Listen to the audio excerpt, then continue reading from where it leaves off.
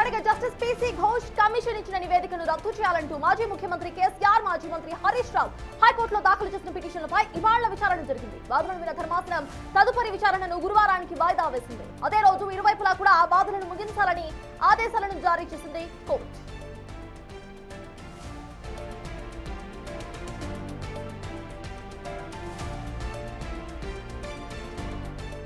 Kaleshwaram project విషయంలో గత ప్రభుత్వ హయాంలో జరిగిన నిర్ణయాలపై ఘోష్ కమిషన్ ఇప్పటికే ప్రాథమిక నివేదికను ప్రభుత్వానికి సమర్పించిన విషయం అందరికీ తెలిసిందే. ఈ నివేదిక ఆధారంగా ప్రభుత్వం తదుపరి చర్యలకు సిద్ధమవుతున్న తరుణంలో నేతలు కోర్టును ఆశ్రయించడం రాజకీయంగా, న్యాయపరంగా అత్యంత ప్రాధాన్యతను సంతరించుకుంది.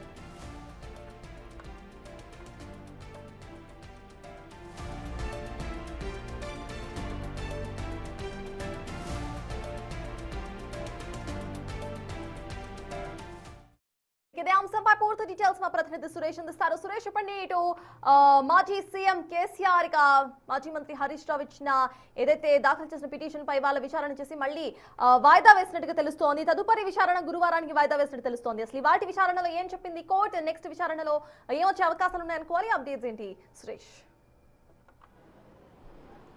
అంటే కాళేశ్వరం కమిషన్ నివేదికను రద్దు చేయాలని కూడా కేసీఆర్, హరీష్ రావు, స్మితా సబర్వాల్, ఎస్కే జోషి పిటిషన్లు దాఖలు చేయడం జరిగింది. ఈ పిటిషన్ల పైన ఇప్పటికే పిటిషన్ల తరపు న్యాయవాదులు వాదనలు వినిపించారు. ఈరోజు ప్రభుత్వం తరపున అడ్వకేట్ జనరల్ సుదర్శన్ రెడ్డి వాదనలు వినిపించడం జరిగింది. చట్టబద్ధంగానే కమిషన్ ఏర్పాటు చేసి చట్ట ప్రకారమే విచారణ జరిపారు. అక్కడ ఎక్కడ కూడా అంటే చట్ట వ్యతిరేకంగా ఎక్కడ జరగలేదు అని చెప్పేసి కూడా వాదనలు వినిపించడం జరిగింది. అంతేకాకుండా నేషనల్ డ్యామ్ అథారిటీ ఒక రిపోర్ట్ కూడా ఇవ్వడం జరిగింది. డిజైన్లో లోపం ఉంది, కన్స్ట్రక్షన్లో లోపం ఉంది అని చెప్పేసి కూడా నేషనల్ డ్యామ్ అథారిటీ కూడా గుర్తించడం జరిగింది. అంతేకాకుండా గతంలో ఇంజనీర్ల సూచనలు కావచ్చు, అనుమతుల విషయంలో కావచ్చు, డిజైన్ విషయంలో మొత్తం ఏక నిర్ణయం కేసీఆర్ తీసుకోవడం వల్లనే డ్యామ్కి ముప్పు వాటిల్లింది అని చెప్పేసి కూడా విచారణలో తేలింది. అందులో భాగంగానే కమిషన్ పూర్తిగా 100 మంది సాక్షులను విచారించింది. గ్రౌండ్ లెవెల్లోకి వెళ్ళి అక్కడ ఏం జరిగింది, కన్స్ట్రక్షన్ ఏ విధంగా చేశారు, ఎక్కడ లోపాలు ఉన్నాయనే దానికి సంబంధించి కూడా పూర్తి స్థాయిలో విచారణ తర్వాతే ప్రభుత్వానికి కాళేశ్వరం కమిషన్ నివేదిక ఇవ్వడం జరిగింది. ఆ నివేదిక పైనే సిబిఐకి లెటర్ రాశాం. సిబిఐ విచారణ తర్వాతనే చర్యలు ఉంటాయని చెప్పేసి కూడా కోర్టుకు తెలపడం జరిగింది. కాకపోతే దీంట్లో సెక్షన్ 8(b)కి సంబంధించి మెన్షన్ చేయకుండా నోటీసులు ఇచ్చారు. అసలు ఆ విచారణనే కమిషన్ విచారణ చట్ట ప్రకారం జరగలేదు, దీన్ని రద్దు చేయాలని చెప్పేసి కూడా పిటిషనర్ల తరపు న్యాయవాదులు గతంలో వాదనలు వినిపించారు. కాబట్టి సెక్షన్ 8(b) అనే దానికి సంబంధించి కేవలం మెన్షన్ చేయలేదు తప్ప చట్ట ప్రకారమే పూర్తి స్థాయిలో వారికి నోటీసులు ఇచ్చి వారిని విచారించి వారి దగ్గర నుంచి డాక్యుమెంట్లను కూడా తీసుకోవడం జరిగింది. అప్పుడు లేని అభ్యంతరం ఇప్పుడు ఎందుకు అభ్యంతరం వ్యక్తం చేస్తున్నారని చెప్పేసి కూడా అడ్వకేట్ జనరల్ కోర్టులో వాదనలు వినిపించడం జరిగింది.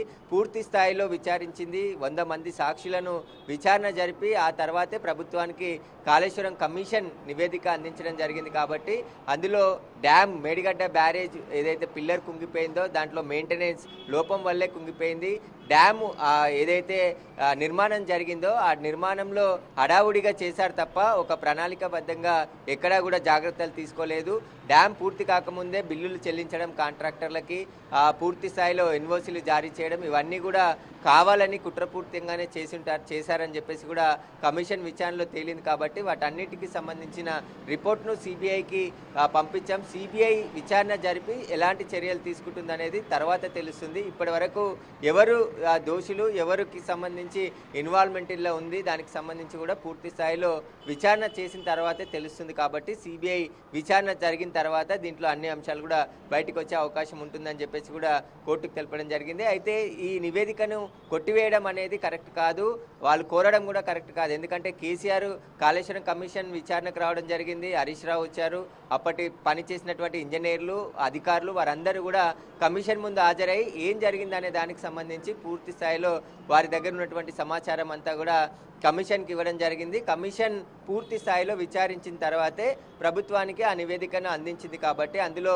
చాలా లోపాలను గుర్తించడం జరిగింది కమిషన్. ఆ లోపాలన్నిటిపైన కూడా బాధ్యులపైన చర్యలు తీసుకునేందుకే సిబిఐకి లేఖ రాశామని చెప్పేసి కూడా ప్రభుత్వం హైకోర్టుకు తెలపడం జరిగింది. అయితే ఇరు వాదనలు కూడా గురువారం రోజు పూర్తి చేయాలి, పూర్తయిన తర్వాత హైకోర్టు నిర్ణయం వెల్లడిస్తామని చెప్పేసి కూడా గురువారానికి ఈ కేసుని వాయిదా వేయడం జరిగింది. అయితే గతంలో కూడా అనేక సార్లు అంటే ఈ కమిషన్ నివేదికని తప్పుపట్టడం కరెక్ట్ కాదు. ఎందుకంటే సుప్రీంకోర్టు మాజీ న్యాయమూర్తి చేత కమిషన్ ఏర్పాటు చేసి చట్ట ప్రకారం జ్యుడిషియల్ విచారణ జరిపించామని చెప్పేసి కూడా ప్రభుత్వం చెప్పడం జరిగింది. ఎక్కడా కూడా ఇక్కడ చట్టానికి విరుద్ధంగా కానీ చట్టంలో లోబడే విచారణ జరిగింది, కమిషన్ నివేదిక అందించిందని చెప్పేసి కూడా కోర్టుకు చెప్పడం జరిగింది. కాబట్టి గురువారం రోజు ఇరువాదనలు పూర్తయిన తర్వాత కమిషన్కి సంబంధించి ఎలాంటి నిర్ణయం తీసుకుంటుంది అనేది కూడా ఆ రోజు తెలిసే అవకాశం ఉంటుంది హైకోర్టు.